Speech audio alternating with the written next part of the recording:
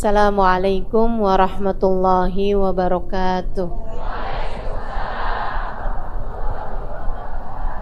Alhamdulillah, wassalatu wassalamu ala rasulillah Muhammad ibn Abdillah wa ala alihi wa sahbihi wa man wala. Subhanaka la ilma lana illa ma 'allamtana innaka antal alimul hakim. Rabbi shrah li sadri wa yassir li amri wahlul 'uqdatan min lisani yafqahu qawli, amma ba'du. Alhamdulillah, hari ini kita akan melanjutkan kembali kajian kita di surat Al-Mulk, dan insyaallah akan jadi kajian yang terakhir. Artinya kita akan bahas sampai dengan selesai ayatnya ya. Kemarin kajian kita sampai dengan di ayat nomor 23. Ayat 23 terakhir kemarin. Kita akan membahas sisanya, yaitu 7 ayat yang sisanya. Mudah-mudahan Allah SWT karuniakan ilmu yang manfaat. Kita menjadi orang-orang yang dekat dengan Al-Quran, dan Al-Quran menjadi imaman wa nuran wa hudan wa rahmah. InsyaAllah Al-Quran jadi imam kita, jadi cahaya bagi kita, jadi pemandu kita, dan jadi sebab turunnya rahmat Allah SWT kepada kita sekalian, insyaallah. Jadi sebab hidayah bagi kita sekalian, insyaallah. Amin ya rabbal alamin. 30 ayat kata Nabi Muhammad, hiya syafiyah hiyal munjiyah min adzabil qabr. 30 ayat surat Al-Mulk adalah surat yang dapat menyelamatkan seseorang, memberi pertolongan pada seseorang saat ia masuk ke dalam alam kubur. Mana man Nabi sallallahu alaihi wasallam illa ba'da an yaqra surat Tabarukal Mulk. Nabi Muhammad tidak akan pernah tidur di waktu malam melainkan sesudah beliau membaca surat Tabarukal Mulk. Dalam hadis yang lain Nabi Muhammad menyampaikan, awaddu law annaha fi qalbi kulli mu'min. Aku berharap surat ini, surat Tabarukal Mulk, ada di hati semua umatku yang beriman. Kita semuanya diharapkan oleh Nabi kita Muhammad sallallahu alaihi wasallam untuk menghafal surat Tabarukal Mulk, sehingga surat ini dapat menjadi pemberi syafaat bagi kita ketika kita masuk ke dalam alam kubur kita. Salah satu dari bekalan besar kita untuk masuk dalam kubur kita nanti, yaitu kita menghafal sekaligus membaca surat Tabarukal Mulk tersebut setiap kali sebelum tidur kita atau di waktu malam kita. InsyaAllah mudah-mudahan Allah kasih hidayahnya terus buat kita untuk enggak tidur kecuali sesudah membaca surat Tabarukal Mulk. Sampai-sampai gurunya guru saya, yaitu Al-Habib Muhammad bin Abdul Al-Haddar, gurunya Habibana Umar bin Hafid, beliau mengatakan, majnun manam walam yaqra surat Tabarak. Gila orang yang berani-berani tidur sebelum membaca surat Tabarak. InsyaAllah semuanya waras semua, insyaAllah. Semuanya gak ada yang gila, insyaAllah. Tiap malam sebelum tidur jangan lupa buat baca surat Tabarak. Ustazah, malam tuh kapan? Malam itu ba'da maghrib. Kalau bisa bacanya ba'da isya, ya. Lebih bagus kalau bacanya ba'da isya, tapi andai pun kamu sudah membacanya ba'da maghrib, maka itu sudah mencukupi dari bacaanmu di waktu malam. Yuk, sebelum kita bahas 7 ayat terakhir dari surat Tabarukal Mulk, kita akan baca bersama jam 6:18, ya. Jadi kita punya waktu yang cukup insyaallah untuk membahasnya. Mudah-mudahan jadi ilmu yang manfaat buat kita sekalian. Amin ya rabbal alamin. Yuk kita baca bersama-sama. A'udzu billahi minasyaitonir rajim. Bismillahirrahmanirrahim. Tabarakalladzi biyadihil mulk wa huwa ala kulli syai'in qadir. الذي خلق الموت والحياة ليبلوكم أيكم أحسن عملا وهو العزيز الغفور الذي خلق 7 سماوات طباقا ما ترى في خلق الرحمن من تفاوت فارجع البصر هل ترى من فطور ثم ارجع البصر كرتين ينقلب إليك البصر خاسئا وهو هسير ولقد زينا السماء الدنيا بمصابيح وجعلناها رجوما للشياطين وأعتدنا لهم عذاب السعير وللذين كفروا بربهم عذاب جهنم وبئس المصير إذا ألقوا فيها سمعوا لها شهيقا وهي تفور تكاد تميز من الغيظ كلما ألقي فيها فوج سألهم خزنتها ألم يأتكم نذير قالوا بلى قد جاءنا نذير فكذبنا وقلنا ما نزل الله من شيء إن أنتم إلا في ضلال كبير وقالوا لو كنا نسمع أو نعقل ما كنا في أصحاب السعير فاعترفوا بذنبهم فسحقا لأصحاب السعير إن الذين يخشون ربهم بالغيب لهم مغفرة وأجر كبير قولكم أو اجهروا به إنه عليم بذات الصدور ألا يعلم من خلق وهو اللطيف الخبير والذي جعل لكم الأرض ذلولا فامشوا في مناكبها وكلوا من رزقه وإليه النشور أأمنتم من في السماء أن يخسف بكم الأرض فإذا هي تمور أم أمنتم من في السماء أن يرسل عليكم حاسبا فستعلمون كيف نذير ولقد كذب الذين من قبلهم فكيف كان نكير أولم يروا إلى الطير فوقهم صافات ويقبضن ما يمسكهن إلا الرحمن إنه بكل شيء بصير هذا الذي هو جند لكم ينصركم من دون الرحمن إن الكافرون إلا في غرور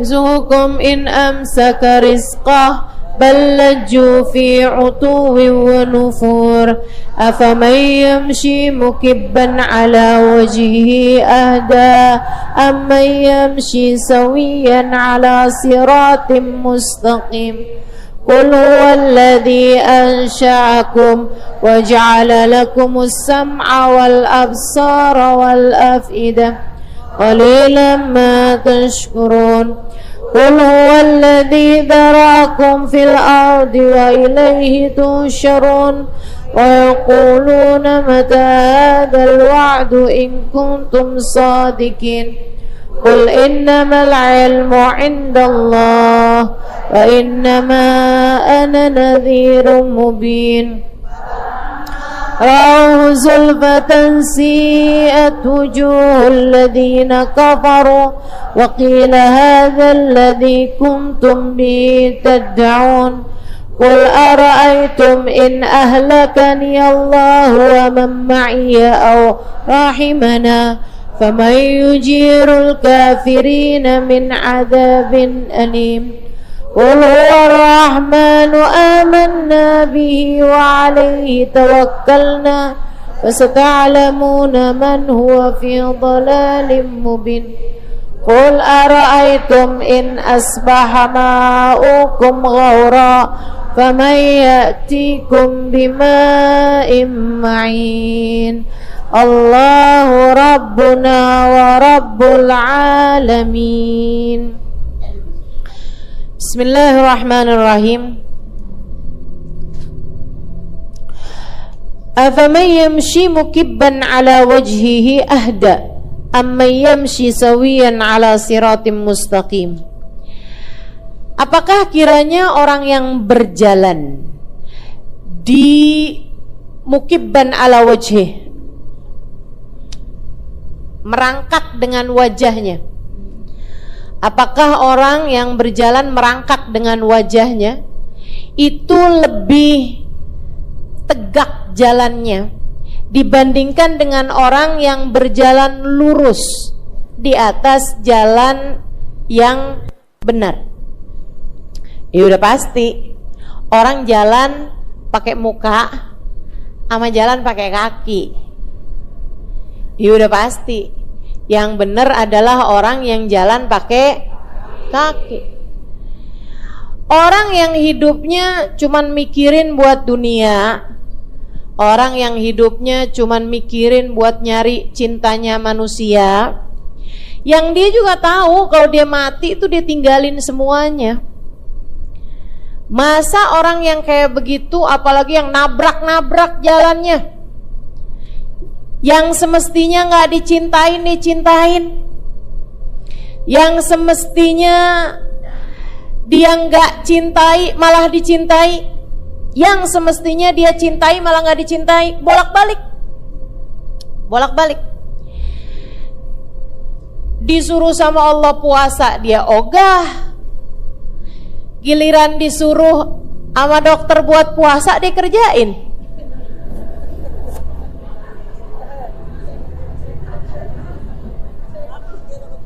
Betul gak? Masya Allah.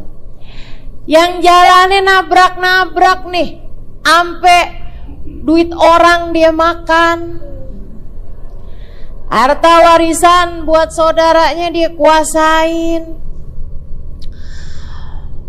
duit nemu di saku baju suami,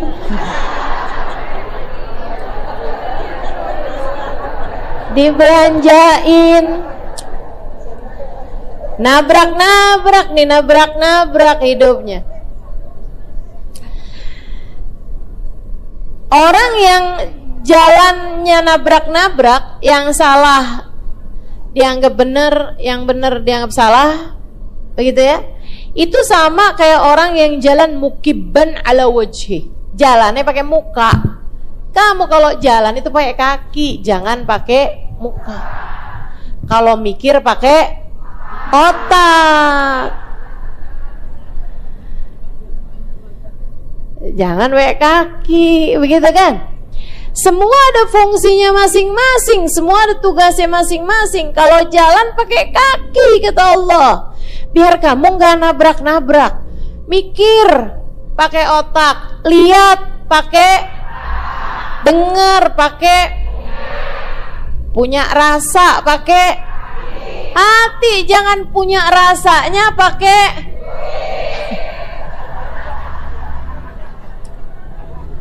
baik sama suami. Kalau suaminya baru habis transfer, itu kamu rasanya berarti nggak pakai hati. Muamalahnya, bergaulnya, cara kamu memperlakukan orang lain nggak pakai hati tapi pakai duit. Bahaya teman-teman sekalian. Nabrak-nabrak hidupnya yang kayak begitu, nabrak-nabrak hidupnya. Padahal hidup nih simple aja padahal, ya kan? Kalau lagi diuji yang sabar, kalau lagi dikasih nikmat yang syukur, kalau lagi nggak punya duit jangan belanja.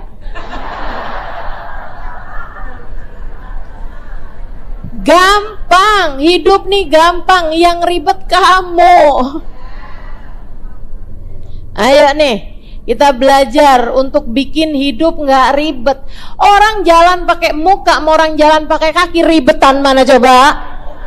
Pakai muka, ribet bener kamu. Begitu kan? Allah bilang, "Afama yamshi mukibban ala wajhi ahda, amma yamshi ala siratim mustaqim." Qul, kata Allah, sampaikan kepada umatmu ya Nabi Muhammad, huwallazi ansha'akum, huwallazi, Allah lah yang ansha'akum, menciptakan. Apa bedanya ansha'a dengan khalaq? Mirip sih sebenarnya, cuman kalau ansha'a itu minal adam, menciptakan dari enggak ada menjadi ada. Makanya kalau emak nih Allah turunkan air itu biasanya khalaq pakai bahasanya, bukan ansya. Ya, karena airnya itu kan dari air hujan tuh, asalnya dari air laut kan gitu tuh, dipindah-pindahin ya. Nah, itu biasanya pakai khalaq. Tapi kalau ansya itu sesuatu yang asalnya sama sekali nggak ada. Ansyakum, dialah Allah alladzi ansyakum, yang telah menciptakanmu dari tidak ada menjadi ada. Dari ayat ini kita juga bisa memberikan mafhum, memberikan pemahaman bahwasanya dalam Islam itu tidak ada reinkarnasi, teman-teman. Semua orang menghadapi kehidupannya sendiri, tidak melanjutkan kehidupan seseorang. Sebab kita ini oleh Allah bilang huwaladzi ansya'akum. Allah lah yang telah menciptakan kalian dari enggak ada menjadi ada. Bukan diputer-puterin, orang udah mati kemudian tumbuh hidup lagi jadi cacing. Karena dulunya suka ngambilin duit suami, akhirnya lahir lagi jadi tikus. Enggak gitu. Kita dalam Islam tidak ada maksudnya Allah Subhanahu wa taala mengajarkan kepada kita bahwasanya reinkarnasi itu tidak ada. Islam tidak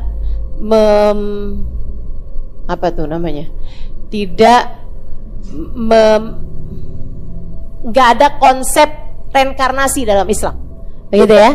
Tidak ada konsep reinkarnasi dalam Islam. Ustazah, apakah kalau orang non Muslim berarti ada reinkarnasi? Enggak gitu. Artinya Islam artinya adalah Allah Subhanahu wa taala menciptakan manusia itu nggak kayak begitu. Sebab kalau seperti itu zalim. Padahal Allah Subhanahu wa taala wa makanallahu bidzallamin lil ibad. Allah Subhanahu wa taala tidak akan pernah berbuat kezaliman kepada hamba-hambanya. Maksud saya, kalau kita ini hidup saya yang sekarang adalah hasil dari hidup saya yang sebelumnya. Kalau di hidupan yang saya sebelumnya itu saya bagus, saya sekarang diberi balasan atas kehidupan saya, atas kebagusan kehidupan saya di masa yang lalu, oke lah ya. Tapi kalau misalnya di kehidupan saya yang lalu itu saya berbuat keburukan-keburukan sehingga akhirnya di saat sekarang saya diciptakan menjadi seseorang yang hidupnya nasibnya nggak bagus, kan zalim namanya. Bukankah artinya Allah berbuat kezaliman? Siapa yang bikin, siapa yang dibalas, betul? Betul nggak? Kalau misalnya nih, kamu nih ada seorang lah ya, hidupnya miskin, susah, sekalinya punya suami,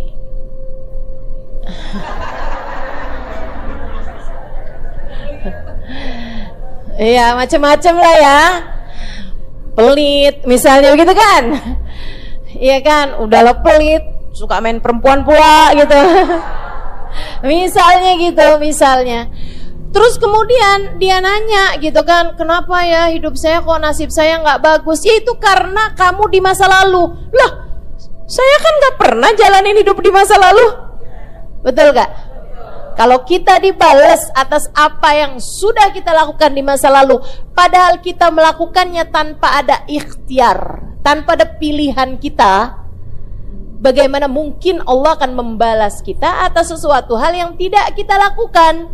Bu, kamu lagi tidur aja, yang kamu lakukan tuh gak dibalas loh. Makanya ibu-ibu tuh suka ada aneh-aneh tuh, pagi-pagi dibilang sama suaminya, kamu sebenarnya selingkuh sama siapa?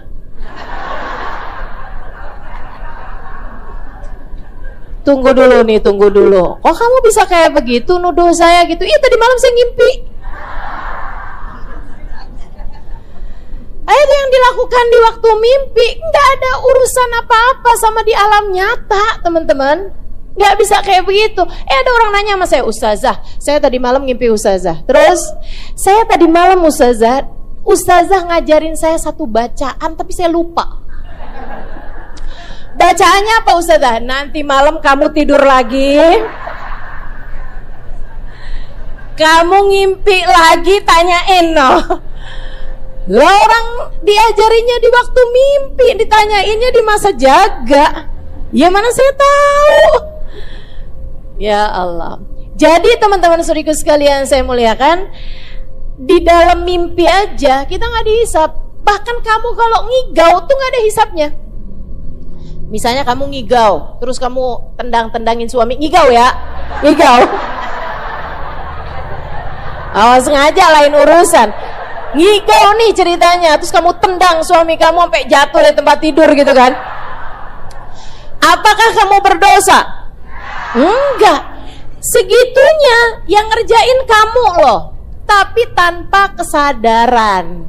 Apatah lagi kalau misalnya ternyata di masa lalu gitu kan, Allah menciptakan kita menjadi seseorang, kemudian kita berbuat baik atau berbuat jahat di masa itu, kemudian kita dibales sekarang di masa ini. Itu nggak begitu konsepnya, nggak gitu. Huwaladzi ansya'akum, Allah lah. Qul huwaladzi ansya'akum, Allah lah yang menciptakan kalian, ansya'akum, dari sejak awal. Maksudnya dari asalnya nggak ada menjadi ada, gitu ya. Halimali terus ya udah ini gitu. Jangan kemudian nyari sejarah. Dulunya siapa nih Ustaz Halimali terus? Lah dulunya siapa ya? Saya Halimali terus, Bu, anaknya Pak Haji Usman. Udah nggak usah nanya asalnya dia siapa gitu kan. Nggak ada ceritanya. Ya udah, Allah yang menciptakan saya dari sejak awal. Bukan berarti saya asalnya siapa kemudian jadi siapa di masa sekarang gitu, nggak ada. Ansya'akum, menciptakan dari tidak ada menjadi. Wa ja'ala lakumus sam'a wal absara wal af'idah. Allah lah yang telah menciptakan untuk kalian, ja'ala, menjadikan, lakum, untuk kalian, as-sam'a, as-sama', pendengaran, wal absar, penglihatan, wal afidah, dan hati. Hati, sanubari, nurani. Nah ini ya, hati, perasaan. Teman-teman sekalian saya muliakan, selalu saja ayat-ayat ketika menceritakan antara penglihatan dengan pendengaran, selalu saja Allah awali dengan pendengaran daripada penglihatan, sebagai sebuah isyarat bahwasanya dari kelima panca indera yang Allah Subhanahu wa taala ciptakan, yang pertama kali Allah bukakan sekaligus yang terakhir Allah tutup dari seorang manusia adalah pendengarannya. Jadi Allah tuh selalu sam'a tuh duluan daripada basar atau absar, ya.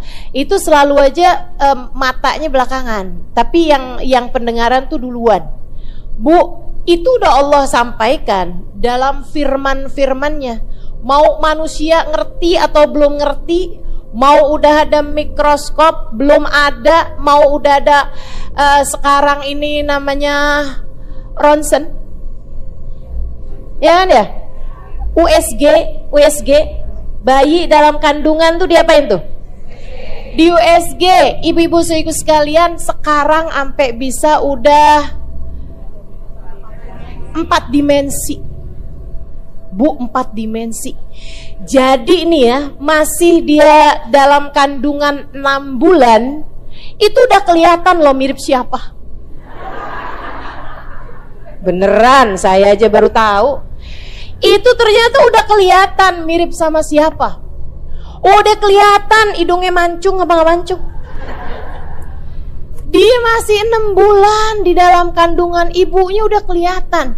Dan biasanya Bu, semakin dimensinya semakin tinggi, harganya semakin mahal.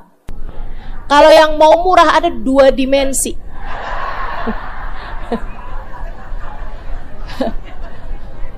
Bahkan 1 dimensi.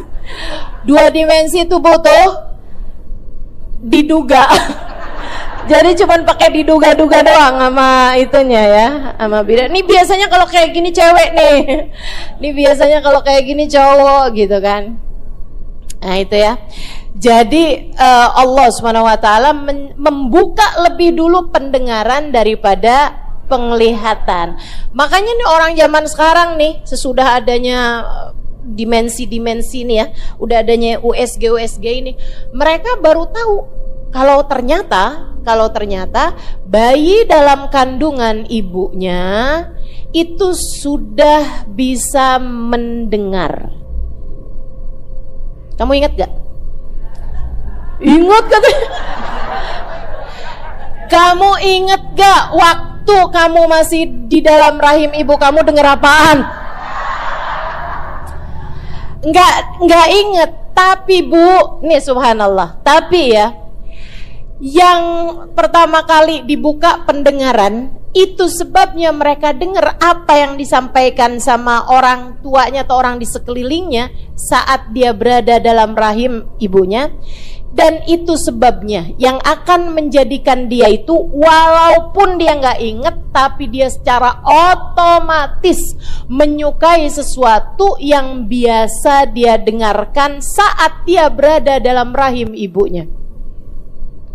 Makanya kalau kamu lihat, nih anak demen banget sih berantem, coba inget-inget. Ingat. Lagi hamil kerjaanmu berantem mulu sama suami, nuntut mulu sama suami, akhirnya anak kayak begitu demenannya nuntut mulu mamanya, minta ini minta itu, nuntut ini nuntut itu, enggak kelar-kelar. Ustazah, anak saya diajarin ngajinya susah banget, ingetin waktu hamil. Quranmu gak pernah kamu buka. Gimana anakmu mau denger, mau seneng dengerin kajian, dengerin ilmu, dengerin Quran kalau kamu waktu hamil hobinya dengerin gosip melulu. Ustazah, anak saya demen drama, Ustazah. Dari kecil seneng banget mendrama. Anak kamu waktu hamil senengannya nonton drama aja. Ya Allah, Bu, ayolah. Ustazah, anak saya perempuan, Ustazah, centilnya luar biasa. Kalau udah ngeliatin cowok ganteng dikit aja, Ustazah, ya ampun, senyum-senyum. Umurnya masih 3 tahun. Coba ingetin kamu waktu hamil, ingetin. Karena teman-teman saudariku sekalian, ini serius nih ya, kalau ada anak dari mulai hamilnya tuh ibunya seneng sama Quran, ibunya seneng sama sholawatan, ibunya seneng sama mendengar kebaikan-kebaikan, enggak salah lagi, lahir anaknya jadi secara otomatis menyukai kebaikan-kebaikan. Yuk, ibu-ibu pada hamil.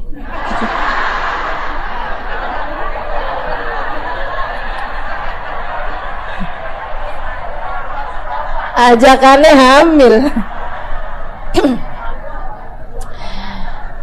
Iya. Ini saya serius. Sekarang saya mau serius nih. Memang dari tadi nggak serius juga sih ya. Teman-teman serius sekalian, saya muliakan. Ada hal ini diceritakan sama guru saya, salah satu guru saya, Sayyidil Habib Ali Al-Jufri. Habib Ali cerita, ada suami istri bawa anaknya ke psikolog. Dia bilang, anak kami punya kecenderungan untuk mengakhiri hidupnya, seneng menyiksa diri gitu.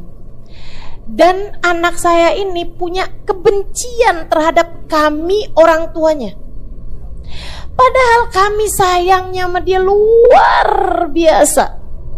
Saya sayangnya sama anak saya luar biasa. Bapaknya juga sayangnya sama dia luar biasa. Tapi anak kami memiliki kecenderungan untuk itu.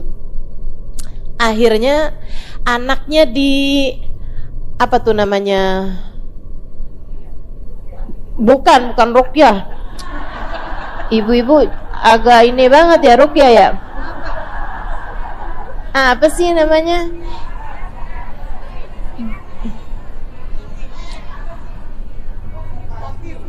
Ya, semacam hipnotis ya, semacam itu. Jadi digali bawah sadarnya, alam bawah sadarnya digali gitu. Ya, itulah.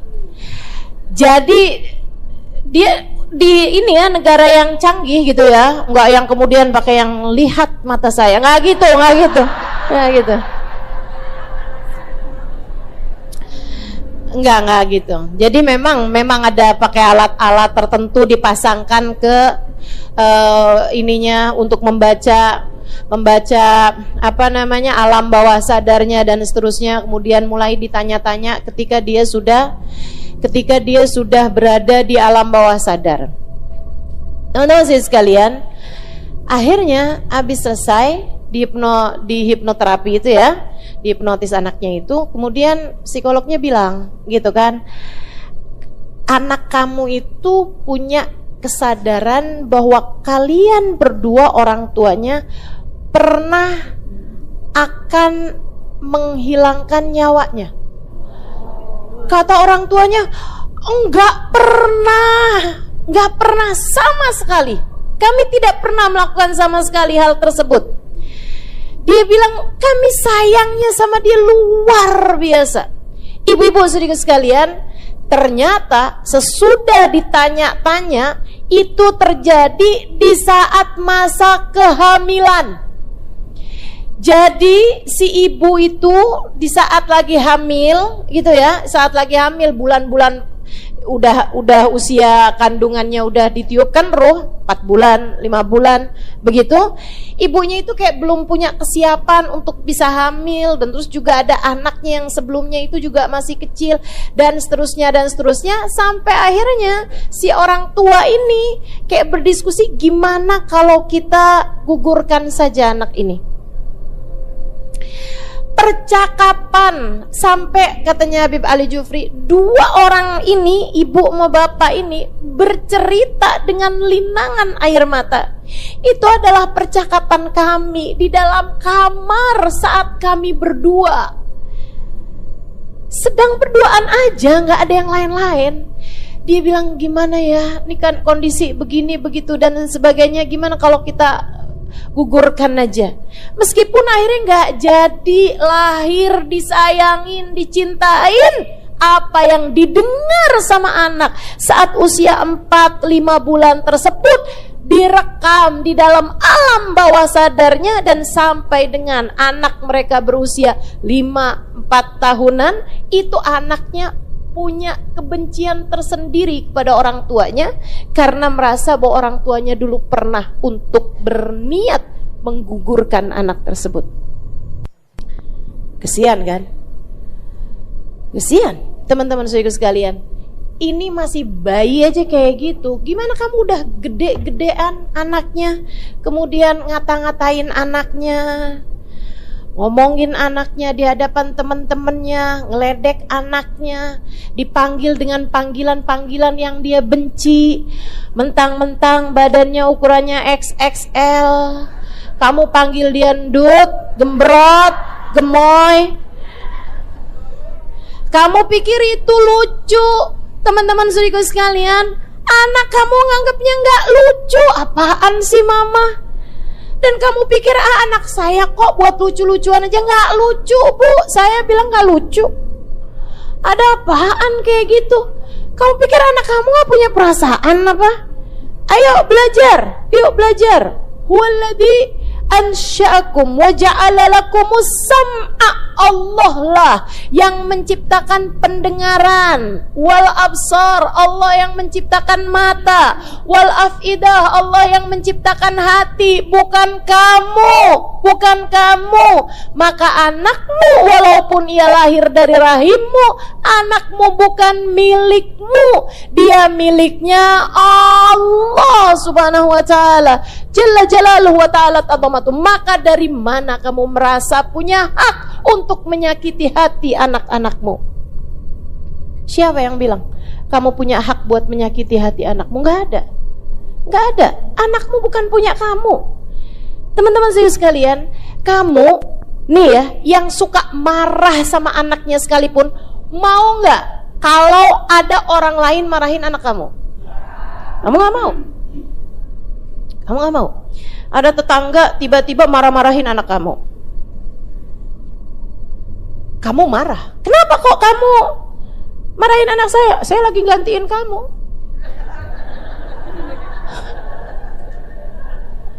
Saya lagi jadi wakil kamu mestinya terima kasih sama saya. Saya liatin kamu suka banget marahin anak kamu, biar kamu gak capek, saya bantuin dah. Senang? Mau? Bu, anak kamu bukan punya kamu, Bu. Bukan punya kamu. Kamu pikir yang punya gak marah apa kalau anak kamu marah-marahin? Anakmu punyanya Allah. Anakmu punyanya Allah. Kamu marah-marahin dia, apalagi kalau kamu pukul dia, apalagi kamu panggil dia dengan nama-nama binatang. Kamu pikir yang punya gak marah apa sama kamu? Marah. Demi Allah marah. Demi Allah marah. Yang punya marah. Makanya nih buat ibu-ibu yang suka ngomel sama anaknya, ya, buat ibu-ibu yang hobinya marah-marah mulu, sama anaknya dimarahin, sama suaminya dimarah-marah, sama semua orang di sekelilingnya marah-marah. Bu, kamu ngerasain ustazah, kok rezeki saya susah banget ya ustazah. Nggak salah. Nggak salah rezekimu seret, nggak salah hidupmu susah. Kerjaanmu tuh kayak gitu mulu, marah-marah pulu. Yang punya kehidupan nggak seneng sama kamu, nggak respect sama kamu, sehingga akhirnya kehidupanmu dibuat sulit karena kamu bikin sulit kehidupan orang lain. Jelas? Ayo nih yang suka marah-marah tobat. Tobat. Ini saya kalau ngomongin kayak gini lama-lama saya marah-marah nih. Katanya gak boleh marah-marah. Wa ja'ala lakumus sam'a wal absara wal af'idah. Jadi pendengaran duluan diciptakan sama Allah Subhanahu wa taala daripada penglihatan. Wal afidah, daripada hati dan perasaan juga.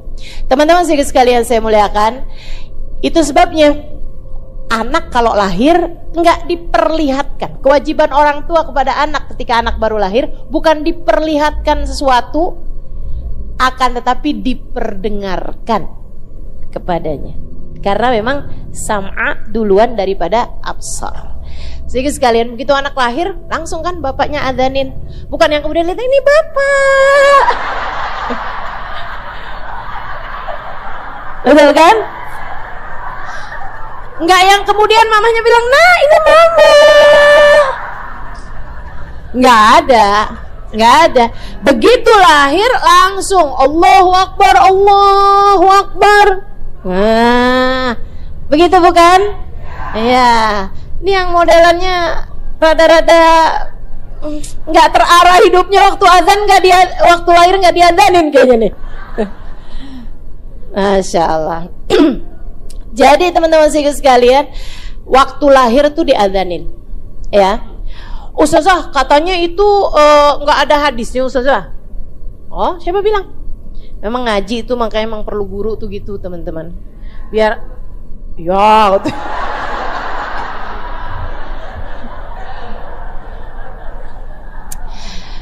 Haji perlu guru tuh kayak gitu ya, biar hidupnya tuh ngerti gitu, yang bimbingan yang mana, yang bukan yang mana.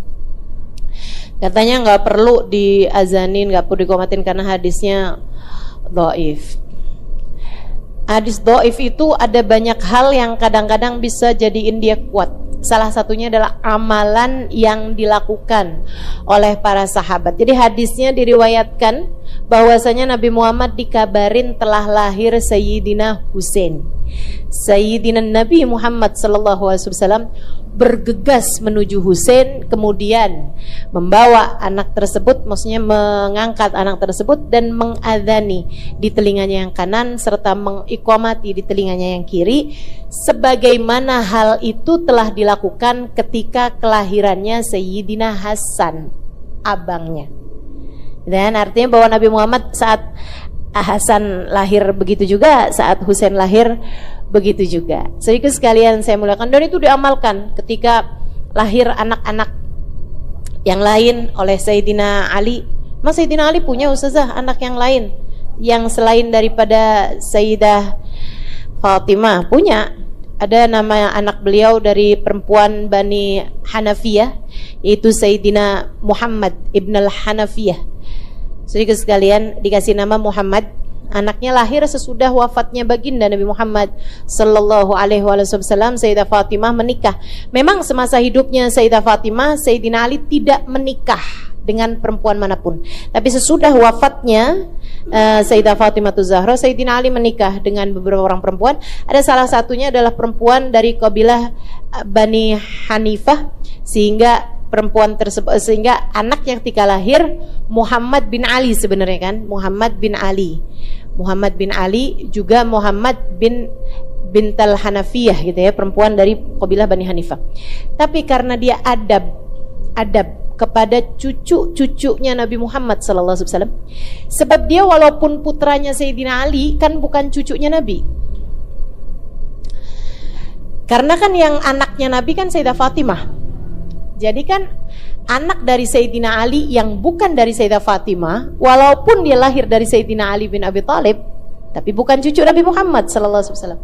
Adabnya beliau menjadi ulama terkemuka, teman-teman. Saya ketika ziarah ke Mesir berziarah juga ke makam beliau, Sayyidina Muhammad ibn al-Hanafiyah.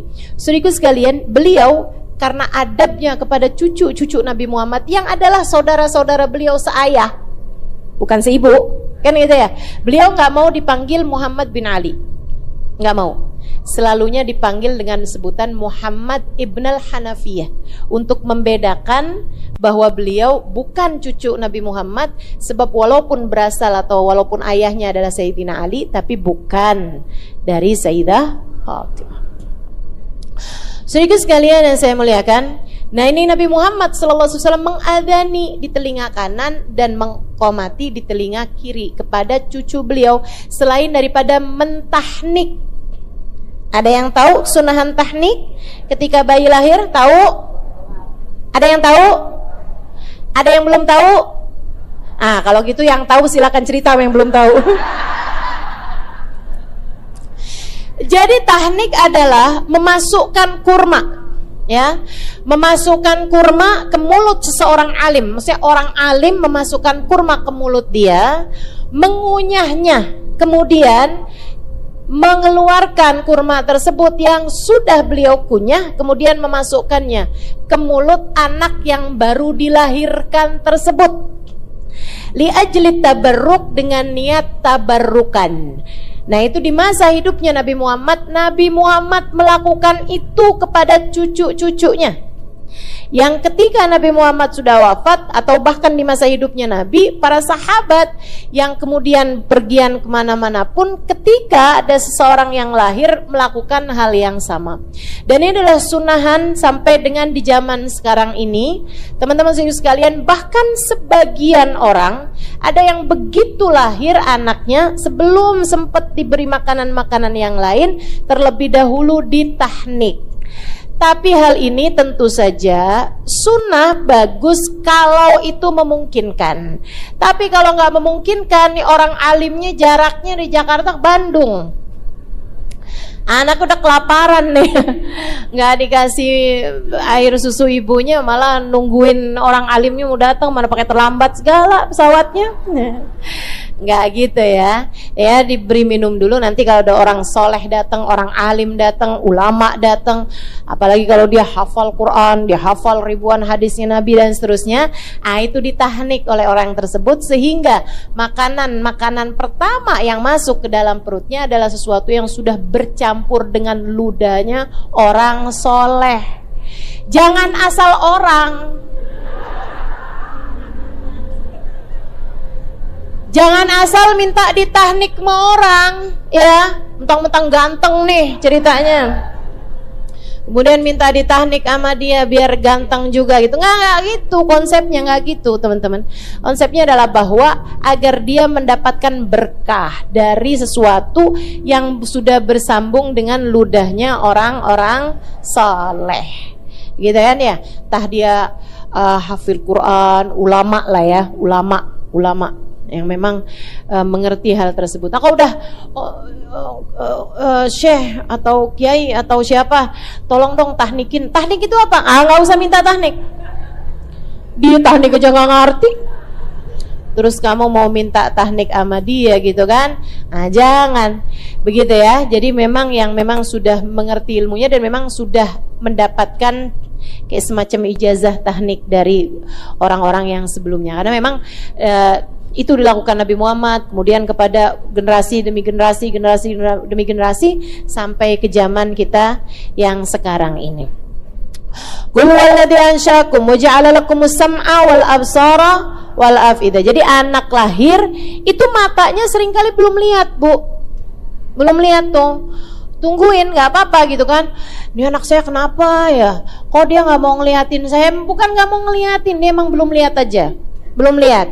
Tungguin, ntar berapa hari dia baru bisa lihat tuh. Katanya yang pertama kali dilihat adalah ibunya, gitu ya. Dia baru bisa lihat ibunya. Nah ini saya ketika lahir ada anak dari orang-orang yang saya dekat sama dia, saya bilang dari sejak bayi tuh, coba usahakan, kamu belum tentu bisa memberikan banyak hal kepada anak-anakmu, tapi usahakan setiap kali dia lihat kamu lagi senyum sama dia. Nah itu bawa khair sangat banyak teman-teman. Karena bagaimanapun anak tuh ketika lahir, apa rasa pertama kali yang hadir dalam dirinya adalah rasa takut. Makanya kenapa nangis. Kenapa nangis tuh dia punya ketakutan. Terutamanya adalah ketika ada namanya Ummu Sibyan. Ummu Sibyan itu adalah, kenal sama Ummu Sibyan? Kenalnya medasi mulu. Allahu Akbar. Jin yang lain gak kenal, setan yang lain gak kenal, kenalnya medasim aja.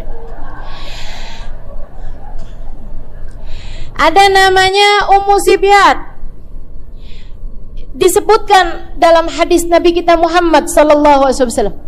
Kata Nabi Muhammad, "Ma min maulud." Enggaklah seorang anak lahir kecuali dia akan menangis karena dia takut sama Ummu Sibyan. Illa Maryam, kecuali Sayyidah Maryam. Sayyidah Maryam ketika lahir nggak nangis waktu lahir. Kenapa? Karena ibunya sebelum lahir, tahu ibunya Maryam? Mama Maryam katanya. Kelakuan.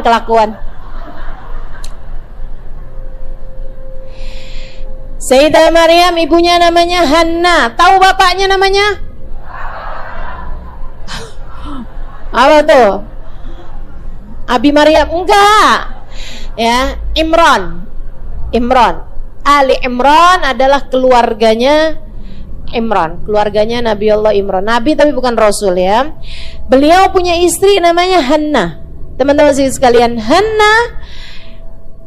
Hanna ini menikah dengan Sayyidina Imran, lama gak punya anak. Di surat kedua dalam Al-Quran itu loh, Ali Imran, makanya itu alnya gak boleh digabung ya, bukan yang Al-Imran sama dengan At-Taubah sama dengan Al-Fatihah, itu enggak. Alnya itu dipisah. Oh kenapa nih Ustaz itu dipisah? Apa waktu itu bolpennya habis gimana nih? Enggak. Ini enggak tentang penanya habis ya, tapi tentang artinya beda. Kalau al yang lain itu kayak al-ma'rifat namanya, penanda de kalau dalam bahasa Inggris ya. Nah itu. Nah kalau dalam, repot kan ibu-ibu ngajarin bahasa Arab. Udahlah ya, pokoknya gitulah ya. Al-ma'rifat gitu kan, kayak mau menunjukkan sesuatu yang tertentu gitu. Nah itu kalau al yang lain begitu kan. Tapi kalau kemudian al-imran itu bukan al-ma'rifat begitu, akan tetapi al yang punya arti keluarga. Wa ala alihi, kan alnya artinya keluarga tuh ya. Jadi Al Imran artinya adalah keluarganya Imran. Yang dimaksudkan di situ adalah ibundanya atau istrinya yang bernama Hanna dan juga anak perempuannya yang bernama Sayyidah Maryam alaihi ridwanullah. Nah, ketika Sayyidah Maryam itu lahir, ibunya nih Bu, emang itu perempuan yang sangat menginspirasi sekali ya. Katanya Allah SWT di dalam surat Ali Imran ayat 35 ke belakang. Saya akan bacakan. A'udzubillahi minasyaitonirrajim. Falamma ahassa bukan. Idh qalat imratu Imran, a'udzu billahi minasyaitonir rajim. Idh qalat imratu Imran, Rabbi inni nadartu laka ma fi batni muharraran fataqabbal minni innaka antas samiul. Falamma wada'atha qalat Rabbi inni wada'tuha untha wallahu a'lamu ma wada'at wa laysa dzakaru kal untha wa inni sammaituha Maryam wa inni u'idzuha bika wa dzurriyyataha minasyaitonir rajim. Ketika dia melahirkan anaknya, jadi Ummu Maryam atau Hanna, Sayyidah Hanna udah lama nikah nggak punya anak, sampai kemudian dia merasakan ada sesuatu yang berbeda di dalam di perutnya, rahimnya. Dia berhenti datang bulan. Taulah dia bahwa dia hamil. Ketika dia mulai merasa bahwa hamil, dia nazar, Rabbi inni nazartu laka ma fi batni muharraran fataqabbal minni. Ya Allah, aku nazar, aku berniat menjadikan apa yang ada dalam kandunganku ini, ya Allah, persembahanku untukmu. Terimalah ia dariku, ya Allah. Sungguhnya engkau adalah zat yang maha mendengar lagi maha mengetahui. Falamma wada'atha, sampai ketika dia melahirkan anaknya, qalat Rabbi ini wadu'atuha untha. Wah, ternyata anaknya lahir perempuan. Padahal udah dinazarin mau buat jadi penjaganya Masjidil Aqsa. Kalau perempuan kan ada mensnya. Kalau perempuan kan nggak bisa standby jadi penjaganya masjid, begitu ya. Jadi imam atau jadi penjaga masjid kan ada waktu-waktunya malah nggak bisa masuk masjid. Walaysa dzakaru kal untha, laki-laki kan nggak sama dengan perempuan. Wallahu a'lam wadad. Allah tahu apa yang dilahirkan. Allah tahu. Walaysa dzakaru kal untha, laki-laki nggak sama perempuan, nggak sama. Dan Allah tahu apa yang dilahirkan. Jadi jangan ada sesiapapun yang bilang saya sebenarnya adalah laki-laki yang terjebak dalam tubuh perempuan. Allah keliru memasukkan saya nih ke dalam rahim ibu saya. Nggak ada ceritanya, Allah nggak tahu, nggak ada ceritanya, Allah keliru. Wallahu a'lamu bima wada'at. Allah tahu apa yang dilahirkan oleh seorang perempuan. Wa inni sammaituha Maryam. Aku beri nama anak ini dengan nama Maryam. Wa inni. Nah, ini ucapan nih. Ibu-ibu hamil, hafalkan ini. Nenek-nenek yang punya anak hamil, hafalin ini. Biar nanti kasih tahu anaknya enak. Nak, nanti kalau lahiran baca ayat ini, nak. Diajarin mau ustazah. Ayat mana? Apa tuh ya? Ali Imran ayat 36. Ya. Tapi bukan dari awal, bukan dari falamma wada'atha qalat rabbi inni wadu'tuha untha, enggak usah. Ayatnya langsung yang di ayat yang ucapannya Sayyidah Hanna ketika lahirnya Sayyidah Maryam. Wa inni u'idzuha bika wa dzurriyyataha minasyaitonir rajim. Dan aku lindungkan anakku ini denganmu, ya Allah. Aku mohon jaga anak saya ini, ya Allah. Aku jadikan kau sebagai pelindung bagi anak saya ini, ya Allah. Wa inni u'idzuha bika wa dzurriyyataha, dan anak-anak keturunannya, ya Allah. Minasyaitonir rajim, jauhkan dia dari godaan setan yang terkutuk. Katanya Nabi Muhammad sallallahu alaihi wasallam, anak tuh kalau lahir bakalan digangguin sama setan namanya Ummu Sibyan, kecuali lahirnya Maryam. Kecuali Sayyidah Maryam waktu lahir nggak digangguin sama si Ummu Sibyan. Siapa Ummu Sibyan? Setan yang suka godain anak-anak kecil. Ngapain tuh? Oh, ustazah itu wewe gombel bukan? Mungkin ya, sama orang kita disebutnya kayak begitu. Tapi yang pasti setan ini memang suka, memang kerjaannya adalah gangguin anak-anak kecil. Digangguinnya gimana? Bukan digangguin kayak yang laki orang cakep juga tuh, nggak gitu. Anak kecil, anak bayi ya, nggak digangguin urusan belanja di Shopee enak nih, nggak gitu. Digangguinnya adalah dengan ditakut-takutin. Ya, jadi setan Ummu Sibyan ini bikin takut sama anak itu sehingga anaknya nangis. Ngapain dia godain anak-anak sehingga anaknya jadi nangis tuh ngapain? Buat godain orang tuanya agar tidak khusyuk dalam beribadah. Makanya kamu liatin, ada banyak anak-anak itu kalau ibunya nonton TV dia anteng, giliran ibunya baca Quran nangis. Ih, anak saya nih ya, kok dia begini? Nih anak saya beneran apa bukan? Bu, itu anakmu. Wah, ini anak saya nih digangguin, ini nih lagi kerasukan ini. Bukan, dia nggak lagi kayak begituan, nggak usah. Cuman kamu harus tahu aja, dia sedang ditakut-takutin sama setan namanya Ummu Sibyan. Kenapa setan nakut-nakutin kayak begituan? Buat godain orang tuanya, biar dia tidak konsentrasi dalam beribadah. Itu, segitunya tuh, setan tuh emang profesional, luar biasa. Sampai anak-anak kita digangguin sama dia. Gitu ya. Nah itu teman-teman sekalian. Nah biar anak-anak kamu itu nggak banyak digangguin sama setan, gimana Ustazah? Taruhin gunting ya Ustazah? Nggak usah. Ada tuh no gunting. Apa? Bangle apa tuh? Kapur? Oh iya. Iya. Enggak ya, bukan kayak gitu-gitu ya. Bukan dengan diletakkan barang-barang yang semacam itu, akan tetapi dibaca-bacain.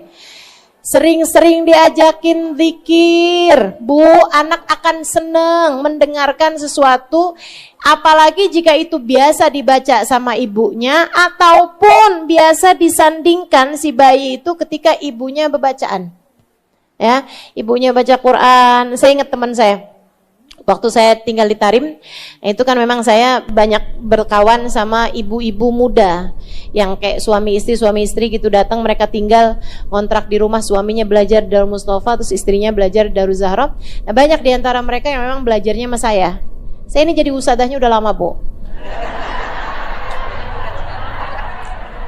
Ustadznya sombong, enggak, saya menceritakan fakta. Biar kamu nggak ragu-ragu nih Ustazah Halimah nih ya. Bener nggak sih yang disampaikan? Benar, tenang. Saya udah lama ngajar. Sedikit sekalian saya muliakan, satu hari ada teman saya namanya Aisyah. Dia dari Swedia, ya, dari Swedia. Dia datang, bukan dari Swedia datang ke Darul Zahra, bukan, maksudnya dia memang aslinya dari Swedia, tinggal lama di situ di Darul Zahra. Satu waktu dia datang sama saya, terus dia bilang, Ustazah, ta'allamtu syai', dia bilang, hari ini saya belajar sesuatu, dia bilang gitu kan, dari anak saya. Anak saya hari ini ngajarin sama saya sesuatu. Saya bilang, anak kamu kan masih bayi. Dia bilang, iya Ustazah. Jadi dia itu rupanya dari mulai hamil, dia nanya sama Hubaba Nur, Hubaba, saya ini lagi hamil, apa bacaan yang harus saya baca setiap hari gitu. Hubaba bilang, udah amalin aja di Hulasatul Madad itu ya, kitab Hulasah yang kemarin saya bahas di Stora itu kan. Nah itu dia bilang, kamu amalkan aja. Lihat kan, tebel banget kan. Dia bilang, Baba, saya ini belum terlalu lancar juga bacanya. Dia bilang, boleh nggak kasih saya apa gitu yang harus dibaca. Pokoknya kalau saya nggak keburu yang lain-lain, itu aja dibaca. Baba lihat-lihat, tapi ini penting.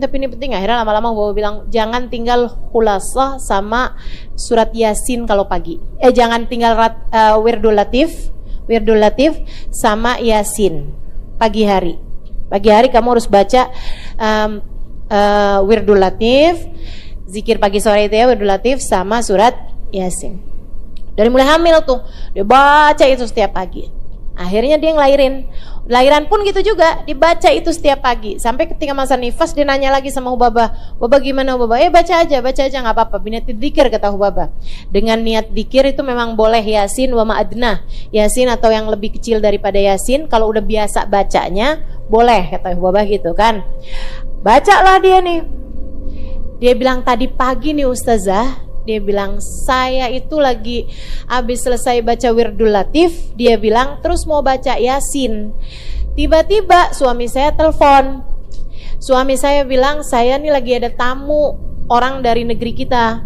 Sekarang mau datang ke rumah, tolong siap-siapkan makanan gitu kan, siapkan jamuan. Jadi saya yang mau baca Yasin ini nggak jadi Ustazah, saya tutup nih Ustazah. Yasin saya itu hulaso saya, dia bilang saya masak. Lagi tengah-tengah masak nih anak saya, sebiarin aja di situ, dia udah mulai merangkang tuh anaknya. Kayak hampiran 1 tahun gitu ya, udah bisa merangkak. Dia bilang tiba-tiba anak saya tuh tarik-tarik baju saya Ustazah, terus dia ngomong sesuatu. Nah kami nih di tradisi barat, itu kata pertama akan jadi masuk dalam biografi anak itu. Jadi kayak kalau kita tuh kan kalau ditanyakan cita-cita, padahal cita-cita ganti mulu ya kita ya. Nah itu waktu zaman dia bilang kalau di kami itu biasanya yang jadi pertanyaan itu adalah kata pertama. Kata pertama seorang anak itu jadi suatu hal yang penting, masuk kayak dalam apa namanya biodatanya gitu, dalam biodatanya si anak itu tuh masuk gitu kan, kayak gitu. Jadi dia bilang ketika anak saya ngomong sesuatu ini bakalan jadi kata pertama yang keluar dari mulut dia. Jadi saya matiin kompornya, dia bilang kayak gitu. Saya serius langsung ambil HP, saya mau denger kata pertama dia itu apa. Dia bilang Ustaz tahu dia ngomong apa? Ditarik-tarik baju saya, dia bilang Yasin, Yasin. Yang dibacanya adalah Yasin. Kayak dia nagih ke mamahnya, mana mamah Yasin saya? Pagi ini kamu belum baca Yasin, mamah mana Yasinnya? Subhanallah. Ini kalau ibu-ibu nih kayaknya tarik-tarik anaknya bilang kul. Karena yang dibaca kulhu doang.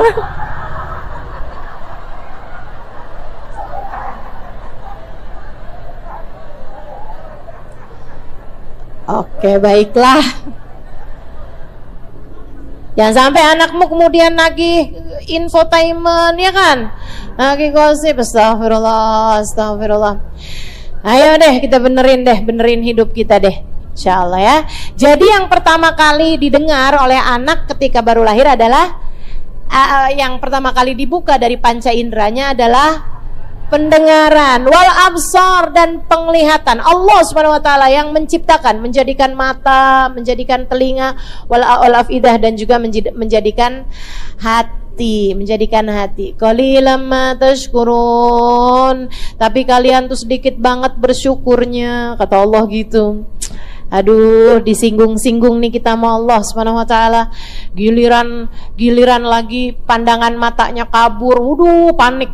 Giliran lagi datang sakit sedikit, flu dikit, oh panik. Giliran ini panik, giliran itu panik. Tapi sama Allah Subhanahu wa taala dikasih bertahun-tahun nih, mata enggak pakai bayar, telinga enggak pakai bayar ya kan? Perasaan hati kita nih sama Allah Subhanahu wa taala dikasih segala macam kenikmatan. Kita nggak syukurin, tapi giliran datang ujian sedikit aja orang se-RT se-RW tahu semua. Masya Allah. Ayolah, bismillah kata Allah. Qalilan ma tusykurun, kalian susah banget mau syukurnya. Qul huwallazi dara'akum fil ardi. Qul, katakan kepada umatmu wahai Nabi Muhammad, huwallazi, katakan kepada segenap umat manusia, huwallazi dara'akum fil ardi, huwallazi, Allah lah, allazi, zat, dara'akum, yang telah membiakkan kalian, kembangkan kalian dari kecil ke besar, dari sedikit ke jadi banyak gitu kan. Saya yakin nih 20 tahun yang lalu orang Tebet gak segini banyak. Tambah banyak kan begitu ya. Nah, apalagi orang Indonesia begitu kan, tambah banyak. Ada sih sebagian negara yang malah kurang orang. Sampai saya pernah baca tuh di Jepang ada sekolahan yang jadi tutup karena muridnya sisa 2. Pas buka pendaftaran yang masuk cuma 2 orang, akhirnya disuruh sekolah yang lain, sekolahannya tutup, teman-teman sekalian. Kurang orang. Kenapa gitu? Nggak pada mau kawin, nggak pada mau punya anak, ribet gitu kan, ngurusin anak. Udahlah, nggak usah punya anak, gitu tuh mereka tuh. Ya Allah, ya Allah. Karena nggak diajarin konsep pahala. Sementara kita ini yang jadi ibu semua ada nilai pahalanya. Kamu nyusuin anakmu nilai pahala. Ini saya kasih tahu, ibu-ibu yang menyusui anaknya jangan nggak nyusuin anak. Ini gimana sih kata-katanya?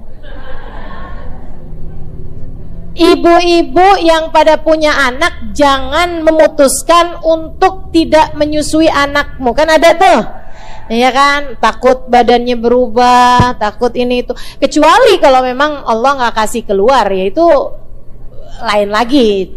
Ya itu sama aja kayak orang bukannya mestinya punya banyak anak, kok susah nggak punya anak. Nah, lain lagi tuh, lain lagi gitu ya, emang nggak dikasih gitu kan. Tapi kalau misalnya kamu punya anak dan kamu bisa menyusui anakmu, dalam artian ASINya keluar dan memang anaknya juga sehat, memungkinkan untuk disusuin gitu kan. Nah itu jangan sampai nggak nyusui anak. Nggak usah juga pakai ada acara, ya udah kalau gitu diperas, taruh di kulkas, kecuali dalam keadaan-keadaan tertentu nggak apa-apa. Tapi bahwa itu adalah caramu menyusui, gitu kan? Jangan, teman-teman sekalian. Biarkan anakmu menyusu darimu secara langsung. Itu teman-teman sekalian, kontak matanya beda, sentuhannya beda. Dan kamu tahu Allah senang banget ngelihat ibu-ibu yang menyusui. Allah ketika menyebutkan ada 3 hal yang menjadi penghalang Allah hentakkan bumi, Allah hancurkan bumi. Ini ada 3 penghalangnya kata Allah Subhanahu wa taala dalam salah satu hadis Nabi kita Muhammad sallallahu alaihi wasallam. Laula syuyukhin rukka walaulal maradi' rudda walaulal marati' rutta lahudimat sawami'ul ard. Kata Allah, andai tidak karena orang-orang tua, lansia, kaum lansia yang tetap ruku dan sujud, andai tidak karena orang-orang tua yang ruku, andai tidak karena ibu-ibu menyusu, andai tidak karena binatang-binatang mamalia yang makan rumput, yang merumput, andai tidak karena 3 hal tersebut, niscaya sudah aku benturkan bumi ini hingga hancur yang ada di atasnya. Jadi kamu jangan meremehkan wanita menyusui.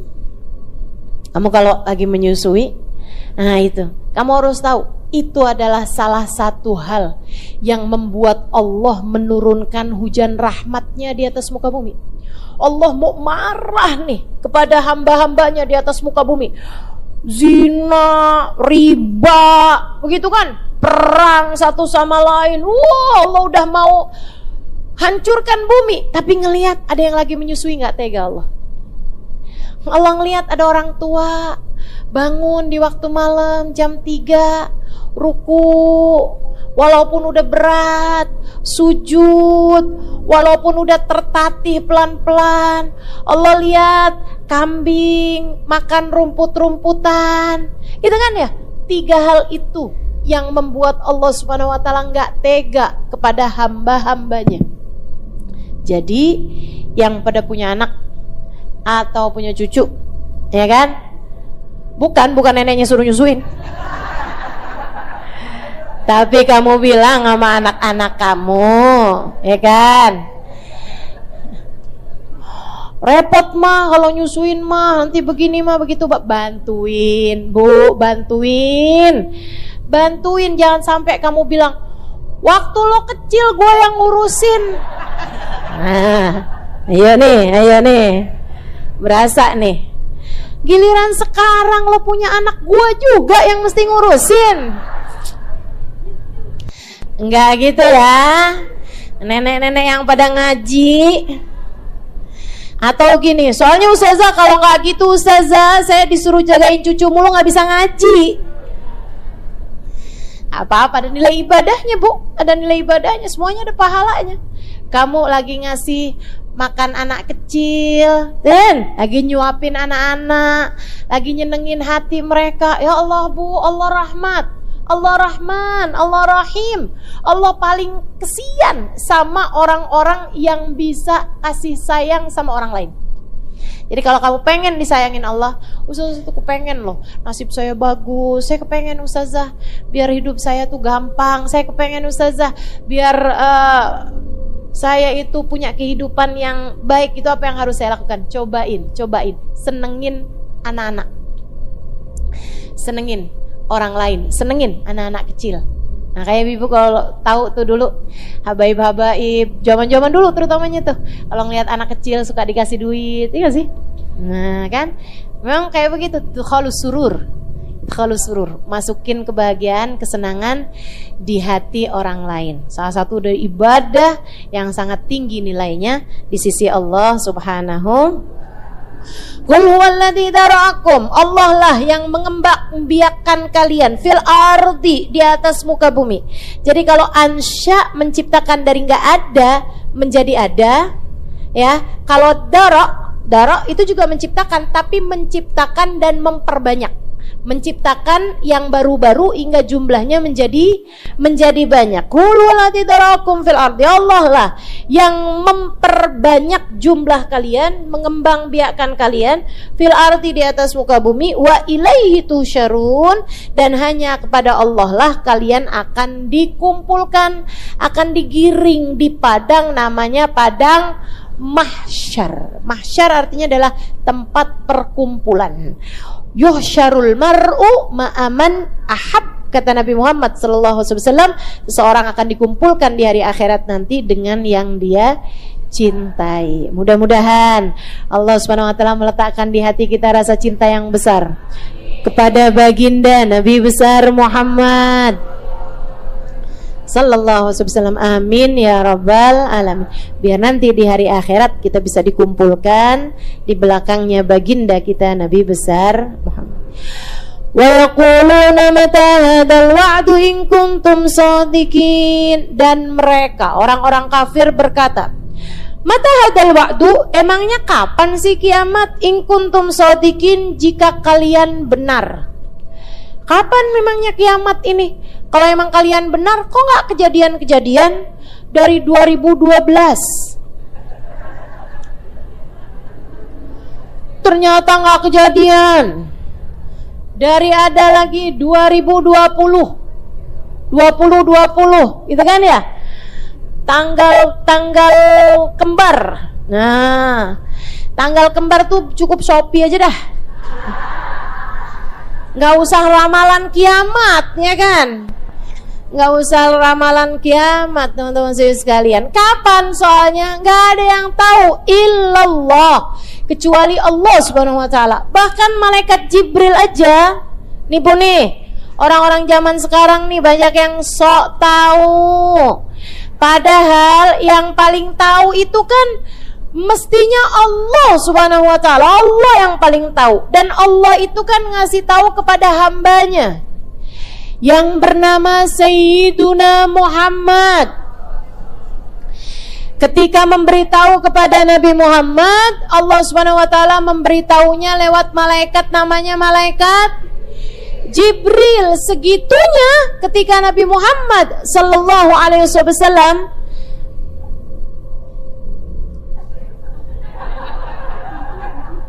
kenapa nih ada diskusi di belakang bangku saya? Ya ini ganggu nih saja. Oh, iya, nanti akan saya bacakan doa. Kita akan bacakan bersama-sama doanya ya. Baik, teman-teman sekalian, saya mana tadi?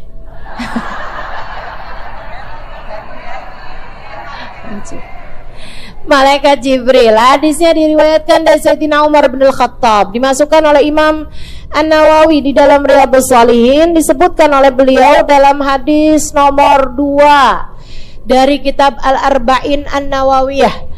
Katanya Sayyidina Umar bin Khattab, kunna julusan ma'an Nabi sallallahu alaihi wasallam id aqbal alaina rajulun shadidu bayad thiyab shadidu sawad as-sa'ar fajalasa amama an-nabi sallallahu alaihi wasallam wasnada yadahu ila rukbatayhi wa qala ya Muhammad.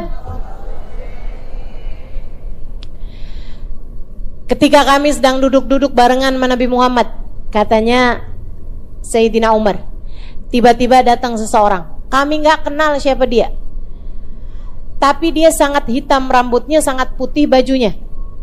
Ini aneh nih. Kenapa aneh? Kalau zaman sekarang gak aneh, tapi kalau zaman itu aneh. Karena kalau dekat mereka pasti kenal. Kalau jauh artinya musafir. Kalau musafir asalnya rambutnya hitam nyampe ke situ udah abu-abu. Asalnya bajunya putih nyampe di situ udah berdebu, udah coklat. Makanya disebut Sayyidina Umar. Dia kemudian duduk di hadapan Nabi Muhammad, deket banget sampai lututnya ketemu sama lututnya Nabi. Orang kalau mau belajar itu kan sama guru nggak boleh tuh kayak gitu. Mesti ada jaraknya. Mau belajar kan, nggak boleh yang terlalu deket-deket begitu, sampai lututnya ketemuan gitu kan. Habis itu dia letakkan kedua tangannya di atas kedua pahanya Nabi Muhammad. Terus dia nanya, ya Muhammad. Sahabat heran banget, siapa dia nih manggilnya gitu amat. Nggak pakai Sayyidina Muhammad atau ya Rasulullah atau ya Nabi Allah, dia manggil ya Muhammad. Itu udah main lirik-lirikannya, siapa dia nih orang, kok kurang ajar begitu kan. Kalau dia nanya, masa sama gurunya dipanggil namanya doang. Habis itu dia nanya, akhbirni anil Islam, kasih tahu saya apa itu Islam. Oh, dia mau masuk Islam, pantesan belum Islam. Orang belum Islam kan dia belum ngerti adab, ya kan? Nah, dijawab tuh, sama Nabi dijawab, al-Islamu anta syahadu an la ilaha illallah, tuqimus shalah, tu'ti zakah, tasum Ramadan, tahujjul bait, in istata'ta ilaihi sabila. Udah kasih tahu nih rukun-rukunnya Islam. Dia bilang, sadaqta ya Muhammad, kamu benar Muhammad. Tambah aneh lagi sahabat, oh dia udah tahu tuh. Kenapa pakai nanya? Ngetes. Habis itu dia nanya lagi, akhbirni anil iman, kasih tahu saya tentang iman.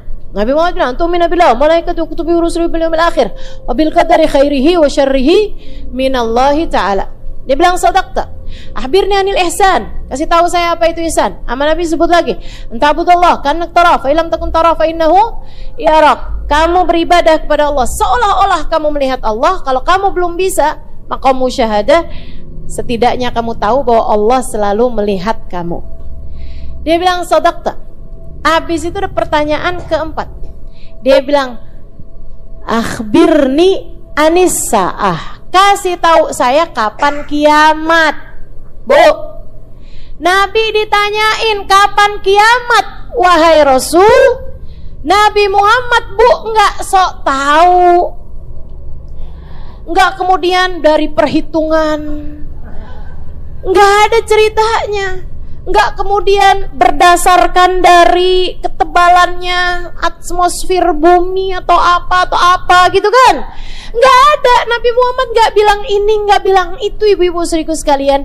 Atau dari penglihatan saya ketika saya di Isra Mi'raj, gitu ya. Nggak ada kayak gitu, saudariku sekalian. Apa jawab Nabi Muhammad? Mal mas'ul anha bi'a'lam minas sa'il. Yang ditanya tidaklah lebih mengetahui daripada yang ditanya. Yang bertanya tidaklah lebih tahu daripada salah. Maksudnya saya nih nggak lebih tahu daripada kamu yang nanya gitu. Mal mas'ul anha bi'a'lam minas sa'il. Yang ditanya tidak lebih tahu daripada yang bertanya. Idan akhbirni an asyratiha. Dia bilang kalau gitu kasih tahu saya tentang tanda-tandanya. Nabi Muhammad kemudian ngasih tahu tanda-tandanya. Ada tanda-tanda dekat, ada tanda-tanda jauh. Nah, kalau tanda-tanda jauh ini udah hampir semuanya terjadi. Seperti misalnya antalidal amatu rabbataha. Banyak orang tua takut sama anak. Jadi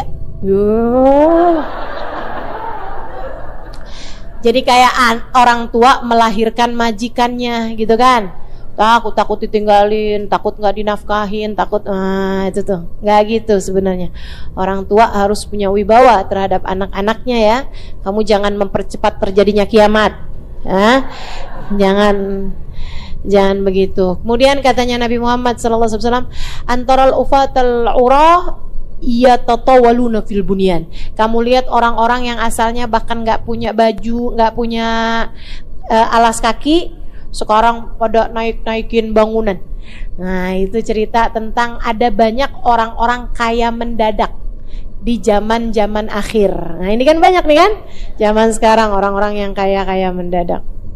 Teman-teman sekalian, Nabi Muhammad kasih tahu tentang tanda-tandanya. Habis itu dia pamitan pulang, jalan nih keluar. Para sahabat kayak mukanya pada penuh tanda tanya gitu. Terus Nabi Muhammad sendiri yang nanya, Araftum man sa'il? Tahu kalian siapa dia itu yang barusan nanya-nanya? Para sahabat menjawab, Allahu wa rasuluhu a'lam. Allah dan Rasulnya yang tahu, kami nggak tahu. Nah, itu juga para sahabat nggak kemudian main-main tebak-tebakan. Palingan ini ya Rasul, Nabi Khidir kali ya Rasul, misalnya gitu ya. Nggak gitu. Mereka Allahu wa rasuluhu a'lam. Nabi Muhammad kemudian mengatakan, atakum Jibril yu'allimukum dinakum. Yang datang kepada kalian baru saja itu adalah malaikat Jibril untuk mengajarkan kepada kalian tentang dasar-dasar agama kalian. Keren. Gurunya malaikat Jibril, keren. Para sahabat tuh para sahabat. Makanya katanya Habib Umar bin Hafid, kamu jangan sampai dalam hatimu tuh ada sedikit aja rasa kurang hormat sama para sahabat. Kamu kalau dengar ada orang ngejelek-jelekin sahabat Nabi Muhammad SAW, kamu jangan ikutan. Bahkan kalau kamu hadir di satu majelis, kemudian orangnya mau gelarnya apapun, menceritakan hal buruk tentang salah satu dari sahabat Nabi kita Muhammad sallallahu alaihi wasallam, saran saya buruan keluar dari majelisnya. Jangan mau hadir di tempat-tempat yang kayak begituan. Kenapa gitu? Pesan guru saya Sayyidil Habib Umar bin Hafid. Ya, pesan guru saya Sayyidil Habib Umar bin Hafid. Sahabat tuh mulia. Bukan kamu, bukan saya yang dipilih sama Allah buat jadi sahabatnya Nabi Muhammad. Kata Habib Umar, bukan saya, bukan orang tua saya, bukan saya, bukan bapak saya, bukan kamu, bukan bapak kamu. Yang Allah pilih buat menemani manusia paling agung, yang bahkan malaikat Jibril turun langsung untuk mengajarkan agama Islam. Enggak ke kita, Bu. Malaikat Jibril enggak turun ke saya, enggak turun ke kamu. Jangan percaya kalau ada yang bilang bahwa dia titisan malaikat Jibril. Kalau dia didatengin malaikat Jibril, jangan percaya, ibu-ibu sekalian. Jangan percaya. Nggak ada ceritanya malaikat datang secara langsung kepada kita gitu. Secara langsung datang kepada kita, ngajakin ngobrol kita tuh enggak. Nggak ada ceritanya. Bukan kita yang diajarkan malaikat Jibril, bukan kita. Tapi para sahabat-sahabatnya Nabi kita Muhammad sallallahu alaihi wasallam. Andai bukan karena kesolehan mereka, Allah gak akan pilih jadi sahabatnya manusia yang terbaik kok. Kamu nih punya anak paling kamu sayang, kamu biarin gak anak kamu temenan sama orang yang gak baik? Gak ada. Kamu bakalan milih anak kamu nih temenannya sama siapa? Apalagi kalau anak tersebut adalah anak yang paling kamu sayang, paling pinter, paling nurut, paling hebat. Yang andai tidak karena dia tuh kamu gak akan beli ini, kamu gak akan beli itu. Kamu pasti bakalan jagain temen-temennya, pasti orang-orang yang sangat-sangat soleh, sangat terpilih. Kamu liatin, kamu cari tahu. Demikian pula dengan di atas muka bumi ini gak ada manusia lebih Allah cintai daripada Sayyiduna Muhammad. Allah pilihin teman-temannya, Sayyidina Abu Bakar, Sayyidina Umar, Sayyidina Uthman, Sayyidina Ali. Allah pilihin teman-temannya Nabi Muhammad, Sayyidina Zubair bin Al-Awwam, Sayyidina Khalid bin Al-Walid. Allah pilihin Abu Ubaidah bin Al-Jarrah, Abdurrahman bin Auf. Allah pilihin sahabat-sahabatnya Nabi Muhammad, Sayyidah Aisyah, Sayyidah Khadijah, Sayyidah Fatimah. Allah pilih. Mereka semua adalah orang-orang mulia. Mudah-mudahan kita tidak terhalang dari kemuliaan mereka semuanya. Amin ya rabbal alamin. Jadi teman-teman saudaraku sekalian, pertanyaan tentang kiamat kapan sih sebenarnya? Itu udah dari zaman dulu. Dan yang bertanya kebanyakannya adalah justru bukan orang-orang yang punya kesiapan. Bukan nih ya, orang-orang soleh yang hidupnya pengen nyari ridhonya Allah Subhanahu wa taala, enggak sibuk-sibuk nyari tahu kiamat kapan. Teman-teman sekalian, yang kebanyakan nanya-nanyain tentang kiamat kapan orang-orang yang gak segitunya sibuk untuk berbekal menuju Allah. Kenapa gitu? Karena orang-orang soleh faham man mata qamat kiamatuh. Siapa yang datang ajalnya berarti sudah berdiri kiamat baginya. Kamu kalau udah datang ajal kamu berarti udah datang kiamatmu. Kan begitu? Sebab kalau kiamat kan kamu gak bisa ngapa-ngapain. Nah kalau mati kan juga sama, kamu gak bisa ngapa-ngapain. Ustazah, berarti arwah gentayangan tuh gak ada ya Ustazah? Gak ada? Ada aja. Ustazah, katanya si manis jembatan itu katanya Ustazah ya, dulunya tuh ada anak Ustazah perempuan cakep, terus dia ini dizolimin orang, terus akhirnya dia suka nakut-nakutin orang yang lewat di situ tuh Ustazah. Itu beneran nggak Ustazah? Nggak ada. Kenapa gitu? Karena orang kalau meninggal dunia Bu, pasti dia akan dimasukkan dalam alam barzah. Alam barzah itu ada dua, ibu-ibu sekalian. Ada iliyin, tempat kenikmatan. Ada sijin, tempat azab kubur. Orang kalau diazab Bu, boro-boro mau gangguin orang. Ya ampun, boro-boro mau gangguin orang. Ya Allah, nyari selamat nggak keburu buat gangguin orang. Gitu. Aduh, ada aja dah.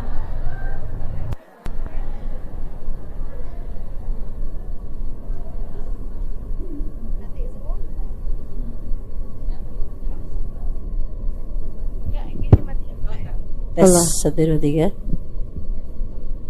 Allah. Iya, jadi nggak mungkin ada ceritanya. Gitu kan, mendadak mati Ustaz mic-nya.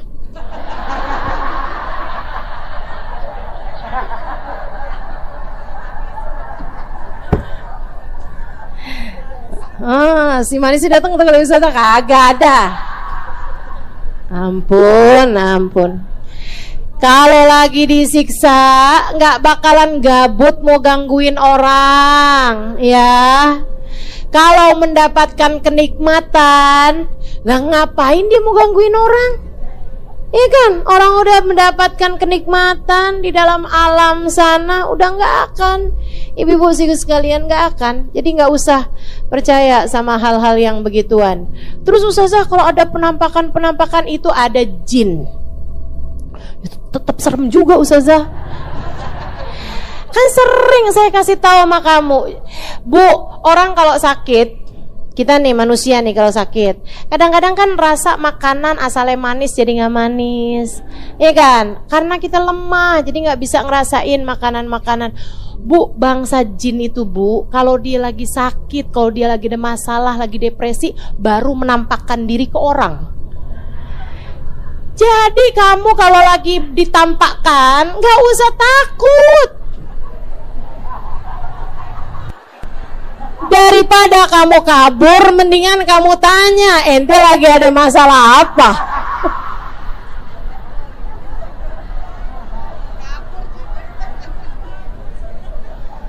Lagi lemah itu, lagi sakit, lagi depresi, jadi mendingan kamu tanyain aja, ada masalah apa?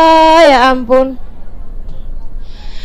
Wa yaquluna mata hadzal wa'du in kuntum shadiqin. Mereka bertanya, kapan nih terjadinya kiamat? Kalau emang kamu benar bahwa kiamat itu akan ada waktunya, kapan kejadiannya? Qul innamal ilmu indallah. Sampaikan kepada mereka, yang tahu, yang punya ilmunya hanya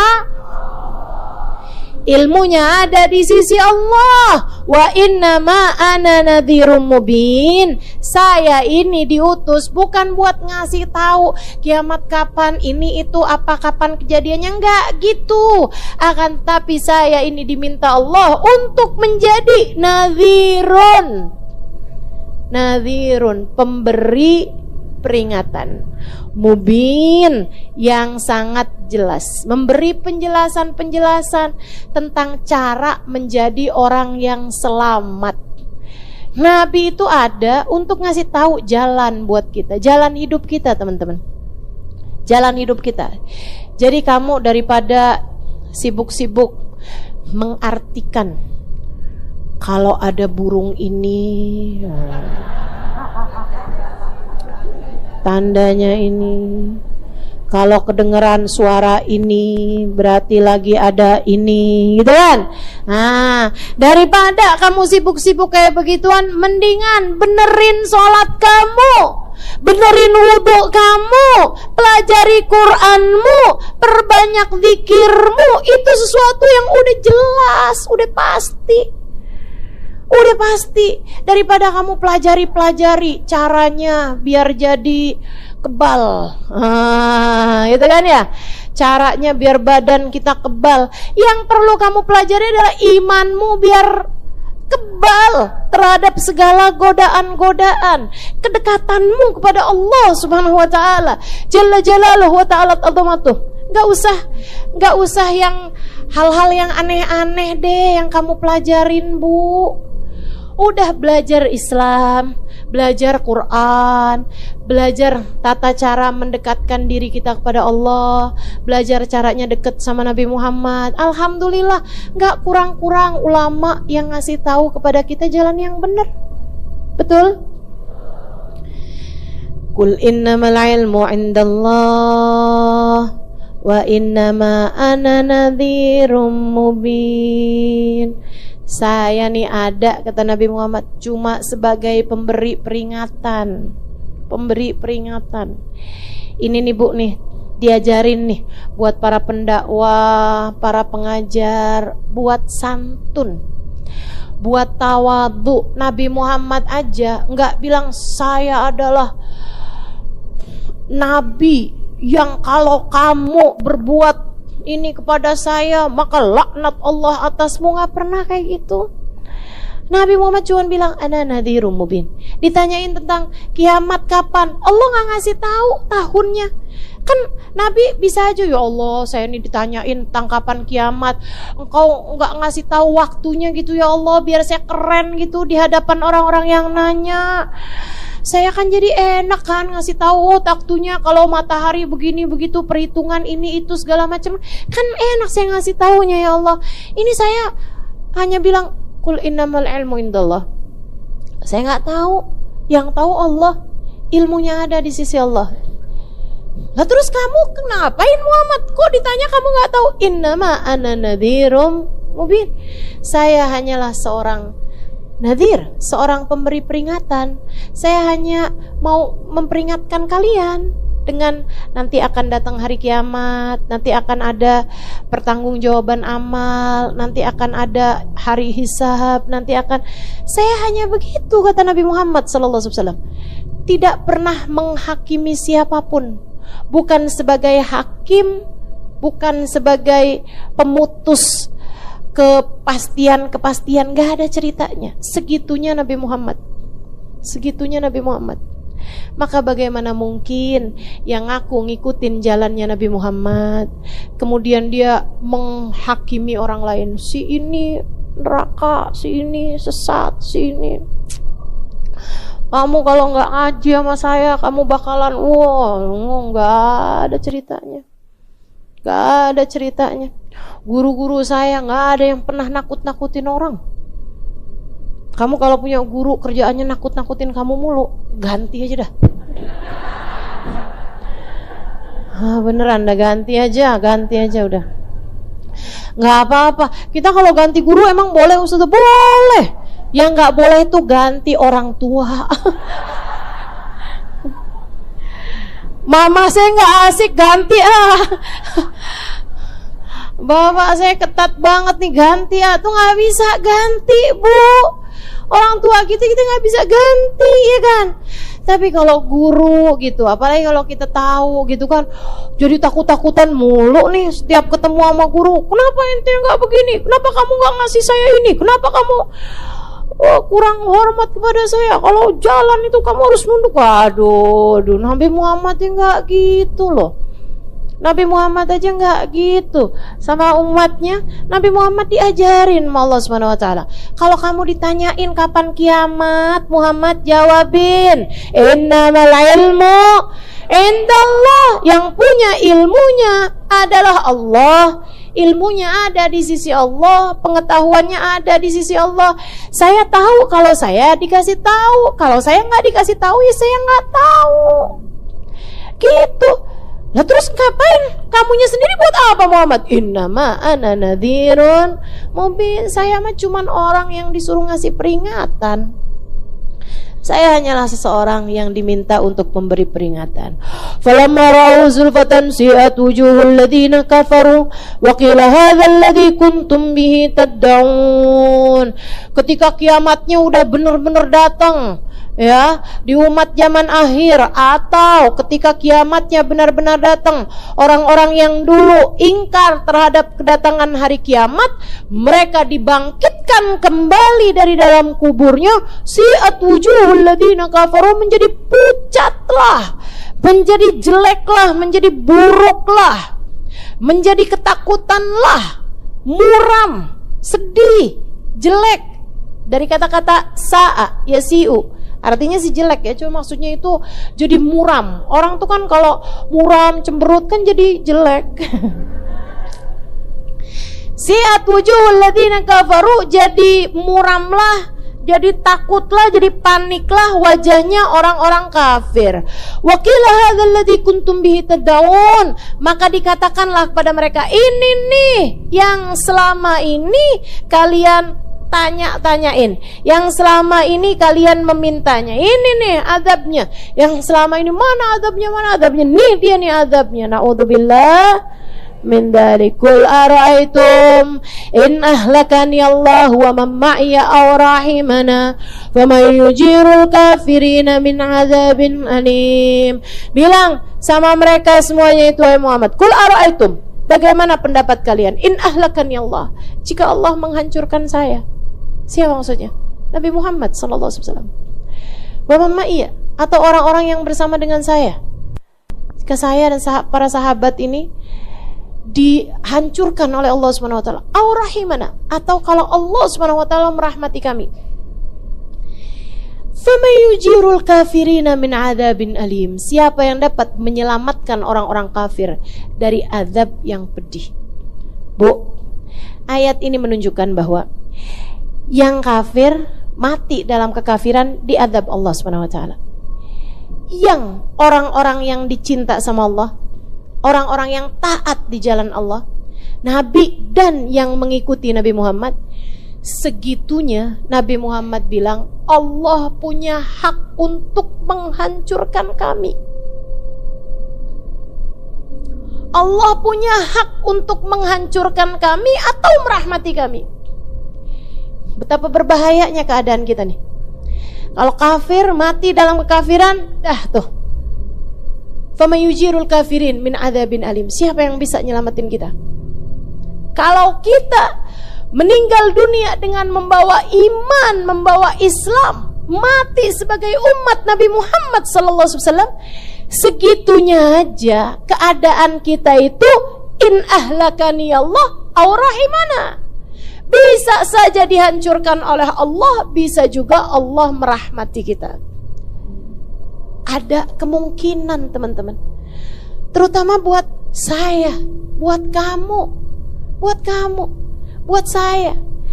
Allah sangat mungkin menggelincirkan kaki kita saat melewati jembatan Sirat. Allah sangat mungkin membuat kita saat melewati jembatan api neraka menyambar kita dari bawahnya. Allah sangat mungkin menghisab kita dengan hisaban yang sulit, hingga membuat malu kita. Allah sangat mungkin membuka-buka aib kita di hadapan hamba-hambanya hingga berguguran daging wajah kita pada saat tersebut. Allah sangat mungkin untuk mengadab kita di dalam adab kubur. Allah sangat mungkin untuk tidak memasukkan kita dalam rombongan Nabi besar Muhammad.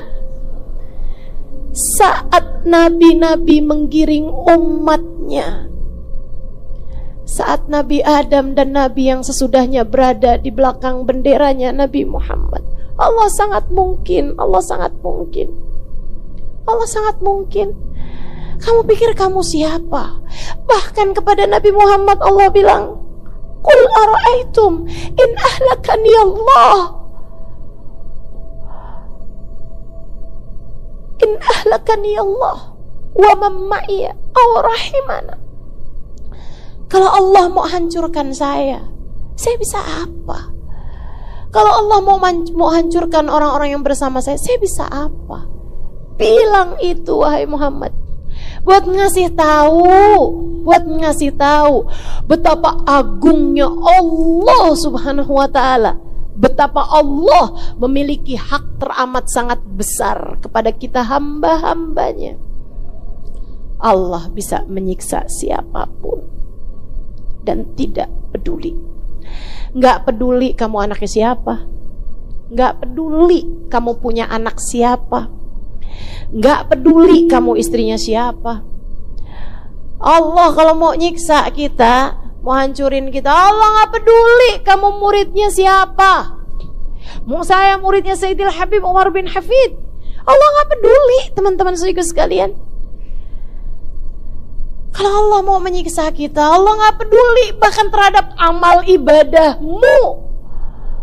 Apa yang bisa kamu andalkan? Allah gak peduli pada ilmumu. Apa yang bisa kamu andalkan? Kita semua makhluknya Allah SWT. Yang kita bisa minta nastarhim, yang kita bisa minta, ya Allah kesihani saya ya Allah, kesihani saya ya Allah. Makanya kalimat yang emang bener-bener paling pas buat kita nih. Apalagi ditambah kita gak punya andalan dan ditambah dosa kita banyak banget. Kalimat paling pantas buat kita, Rabbana dzalamna wa illam taghfir lana wa tarhamna lanakunanna minal. Ya Allah, kita udah bikin salah ya Allah, dosa kita udah banyak ya Allah. Kalau Engkau gak kasihani saya, kalau Engkau gak ampuni saya, hancur saya ya Allah, hancur saya, hancur kami ya Allah.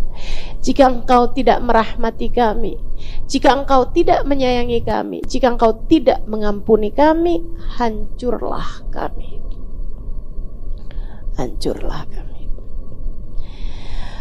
Qul huwa rahmanu amanna bihi wa alaihi tawakkalna. Ustazah, bentar nih Ustazah, sebelum Ustazah lanjut ke ayat berikutnya nih.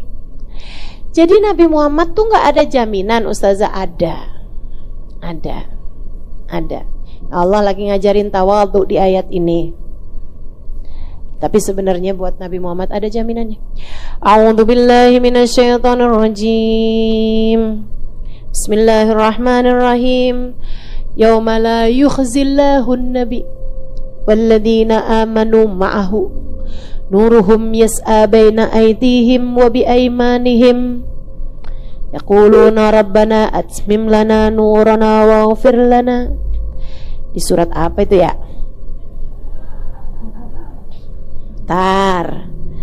Ini Bu nih, ayatnya hafal, cuman angkanya saya susah banget. Susah nih. Ayo, ada yang tahu gak? Ustazah jangan nanya dah sama kita Ustazah. At-Tahrim ayat 8. Surat At-Tahrim ayat 8. Teman-teman saya sekalian, a'udzubillahi minasyaitonir rajim. Yauma la yukhzillahu an-nabi walladzina amanu ma'ahu nuruhum yas'a baina aydihim wa biaymanihim. Nah, tuh Kata Allah Subhanahu wa taala, "Yauma la yukhzillahu an-nabi." Di hari akhirat nanti Allah tidak akan pernah mengecewakan Nabi besar Muhammad. Allah gak akan bikin susah Nabi Muhammad. Walladzina amanu ma'ahu, dan orang-orang beriman yang bersama dengan baginda kita Nabi besar Muhammad. Nuruhum yas'a baina aydihim wa biaymanihim. Ada cahaya terang di hadapan mereka, ada cahaya terang di samping kanan mereka. Yaqulun, mereka berkata, Rabbana atmim lana nurana waghfir lana. Ya Allah, sempurnakanlah cahaya di hadapan kami ini. Sempurnakanlah cahayanya untuk kami ya Allah, dan ampuni kami. Kan cahayanya baru di kanan sama di depan. Tanggung ya Allah. Samping kiri mana ini ya Allah? Belakang juga dong ya Allah. Atas sama bawah sekalian ya Allah. Yang lain lagi panik sama azab, yang lain lagi malu sama dosa-dosa sampai berguguran daging wajah.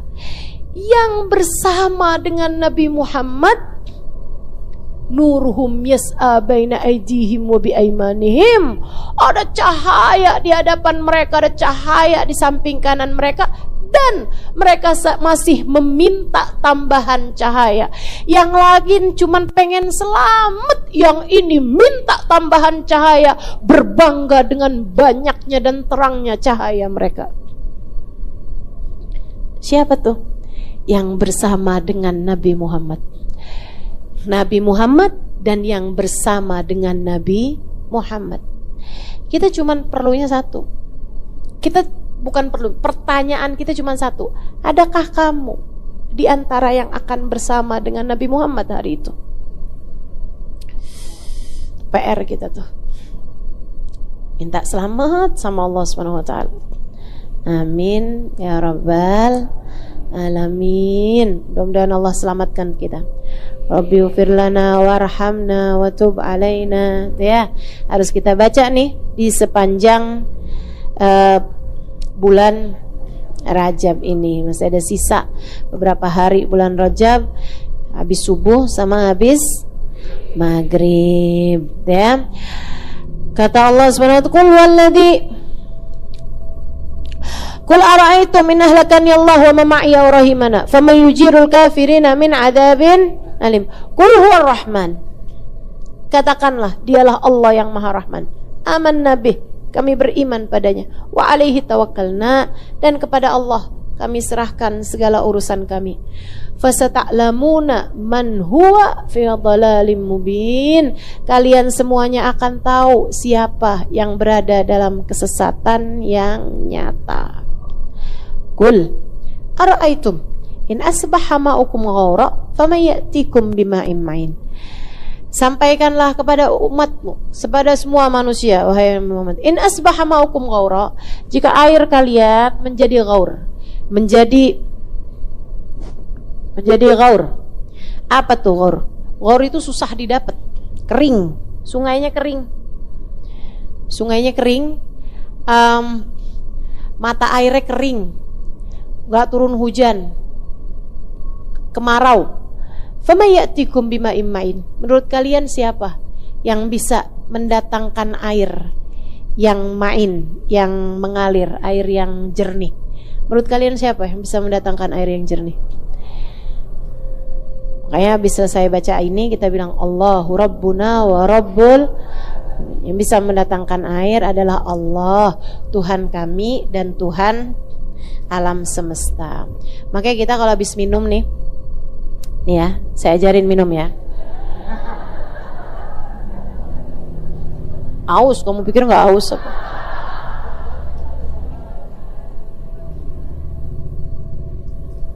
Kamu yang dengerin aja bolak-balik minum.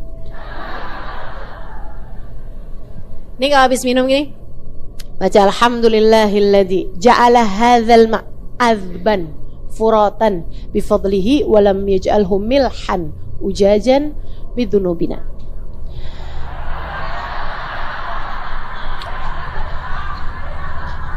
Artinya ya Allah terima kasih yang telah menjadikan air ini azban, tawar, azban furatan, gampang didapatnya. Air ini tawar dan gampang didapat, ya kan? Antara mau beli air sama beli emas, susahan mana? Iya kan? Air nih teman-teman sekalian kita paling perlu, tapi paling gampang didapat. Ya Allah terima kasih ya Allah yang telah menjadikan air ini tawar, nggak asin, tawar, sehingga enak kita minumnya, furotan dan gampang dicarinya. Dengan rahmat-Mu ya Allah, dan tidak menjadikan air ini milhan, asin, ujajan. Ujajan itu sama nih kauran, asin atau sulit didapat, asin atau kering, bidunubina, dengan sebab dosa-dosa kami. Allah tuh bisa banget. Kalau Allah udah gemes sama tingkah hamba-hambanya, kalau Allah udah marah, Allah udah murka kepada hamba-hambanya, ya Allah bu, serem banget gak sih? Allah bikin longsor, Allah bikin longsor, Allah bikin banjir, Allah bikin banjir. Allah bikin apa yang menurut kamu susah? Tsunami Allah bikin apa? Apa yang susah menurut kalian? Bagi Allah SWT memberhentikan bumi sepesawat, senegara, sedunia diberhentikan, enggak tanggung-tanggung 2 tahun karena COVID. Betul gak? Allah kalau punya mau apa aja, innama amruhu idza arada syai'an. Apalagi cuman sekedar bikin air kering, apalagi cuman sekedar bikin air jadi susah didapat. Dan karena sebab dosa-dosa kita, makanya habis minum baca doa itu. Nah kalau kamu minumnya itu diawali dengan bismillah, 3 nafas, ya, tidak 3 kali pemberhentian airnya, dan tidak bernafas dalam air 3 kali. Paham gak sih maksud saya? Ini udah sore-sore gini nih, ngomong kelibet-libet nih dah. Minum, gelak-gelak. Ya, sebelum minum bismillahirrahmanirrahim, gelak, berhenti. Bismillahirrahmanirrahim, gelak, berhenti.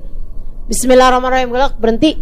Habis itu baca alhamdulillahilladzi ja'ala hadzal ma'adzban furatan bifadlih wa lam yaj'alhu milhan ujajan bidunubina. Nabi Muhammad cerita, selama kamu minum tadi itu dosa berguguran dari dirimu. Tuh enak banget gak tuh? Kamu punya banyak dosa, minum yang banyak. Dengan caranya Nabi Muhammad SAW, dosa berguguran selama kamu minum. Teman-teman saya sekalian, bahkan dalam satu riwayat inian ya tentang fadilah-fadilah itu diceritakan bahwa selama air tersebut dalam perutmu, Allah gak akan takdirkan kamu berbuat maksiat. Enak banget tuh, gampang banget caranya bikin dosa kita gugur dan bikin kita terhindar dari maksiat. Begitu kamu pengen maksiat, minum aja bismillahirrahmanirrahim. Bismillahirrahmanirrahim. Bismillahirrahmanirrahim. Alhamdulillah alladzi ja'ala hadzal ma'adban bufratan bifadlih wa lam yaj'alhu